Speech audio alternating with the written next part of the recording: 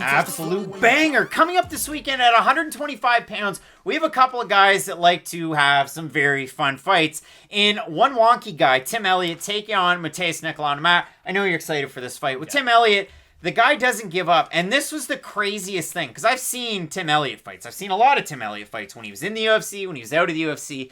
And one thing about him, he has a propensity to eat damage, to get wobbled, to get rocked on the feet. But I went back and looked, and these stats are never perfect. The guy's never been knocked down statistically in the UFC. I've seen him get wobbled where, like, he was out like this and then just kind of came back to life. Like, I mean, it's pretty apropos, but one of those creepy skeletons that you buy at, like, Costco, and then everybody posts the pictures out there. Like, they're weird. I'm tired of those. Stop posting those online.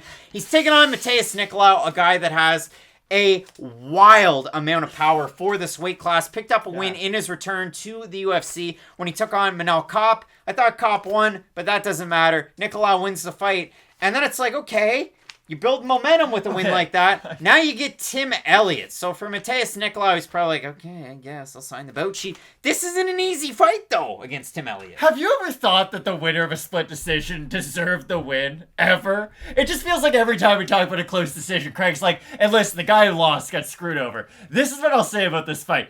I think this will be fight of the night without a doubt. Because Tim Elliott's going to bring that type of fight out from Matheus Nicolau. Nicolau does have this really weird ability in his fights to almost lull his opponents to sleep and then land his power shots. But I don't think we're going to get those minutes of inactivity between the big actions in this fight, because Tim Elliott does force the fight, whether it is striking, whether it is just trying to get into like a weird hip toss judo scenario. Tim Elliott just likes to be active. And the thing about Elliott is that he's sort of like Andrei Arlovski. I never know if we can completely write him off or not. He's had so many peaks and valleys throughout his career, and for this weight division, you just never really know when age is going to catch up to a guy.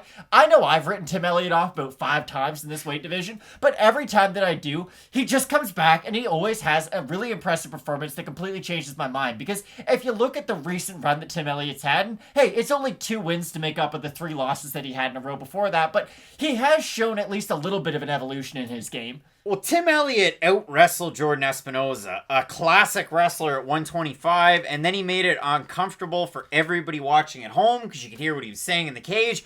But for Tim Elliott, man, that was a big-time win. And then before that, he beat Ryan Benoit, and that's a serviceable win. It's just, the thing about Elliott, though, and like you had mentioned, Espinosa is a really good wrestler, but Tim Elliott showed that I don't really care what your pro wrestling credentials are. MMA wrestling is the thing that matters, and that's the key of Tim Elliott. I don't really know what, like, I wouldn't say his judo's at the top of the list for the division. I wouldn't say that his wrestling's at the top of the list. But the way that he is mixed together, he's able to mix together his grappling and his wrestling and his cardio, it is really unique because he just puts such a pace on guys they're not really used to. And that's going to be the big factor in this fight. Can Tim Elliott put such a pace on Matheus Nicolau that by the 3rd round, you can take him down easier? You are able to land with your volume. Or is Nicolau going to hit him with one of those big bombs on the way in? Because Nicolau is really unique with his punching power at this weight division. Well, Nicolau, if you look at it in his UFC tenures, because there's been 2 of them, he was able to get 2 knockdowns versus Bruno Correa. That just sounds like a made-up name. He was on the last season of Dana White's Contender Series, actually, this season, that we're not doing shows for because you're not subscribed. Takes 2 seconds, you subscribe, you toss us a like, everybody's happy. We do Dana White's Contender Series previews, and you'd know about Bruno Correa coming back.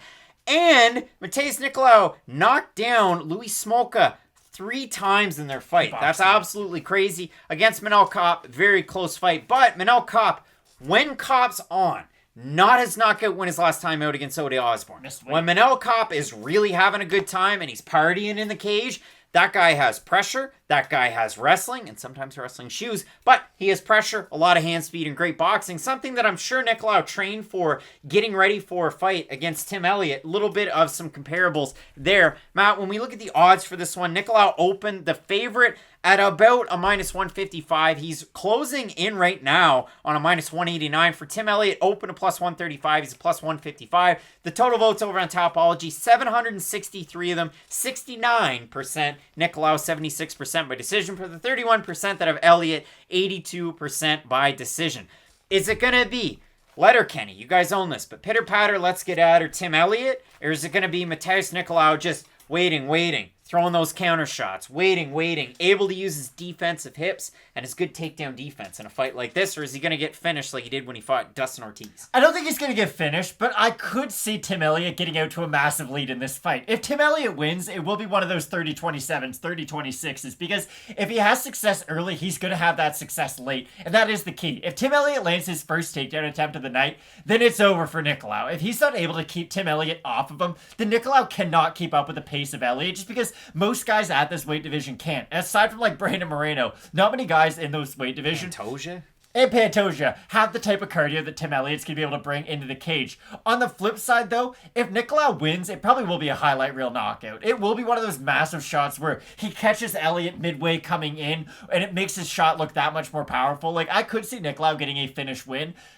I'm going to go with the underdog, though. I do like Tim Elliott and his overall activity in this fight. And like you had mentioned, that Kopp fight was really close. Now, I thought Nicolau did enough to get the win, but still, I thought Kopp laid enough of a game plan out that Tim Elliott can follow. Kopp was able to mix in his wrestling with his striking. What's Tim Elliott really good at doing? Mixing in his striking with his wrestling. So I think if Tim Elliott can keep a good pace, mix in his wrestling early, I think he can get the win as the underdog. To me, I like Nicolau with the power. Again, I think a nice step-in jab, that's going to set it up, and then he tosses that right hand out there. There's a good opportunity for Nicolau. It sounds a lot easier said than done, just like how I thought Johnny Walker might be able to get it done against Santos. This is a really interesting fight for the division, though, because I would say these guys are out of the elite of the division right now, but right now, flyweight is pretty good. There's a lot of really exciting contenders making their way up and down the ranks, sort of out with the old, in with the new, so this is a massive fight for the division. If Nicolau is able to get the win, then he is ready for some of those top flyweight contenders out there. I know I'd love like an Alex Perez versus Nicolau fight. That would be phenomenal. Like, there's a lot of fun fights that can be made in this division moving forward. A lot of fun ones to be made. Matt going with a former UFC flyweight title challenger, Tim Elliott. I have Brazil's Matheus Nicolau in this one.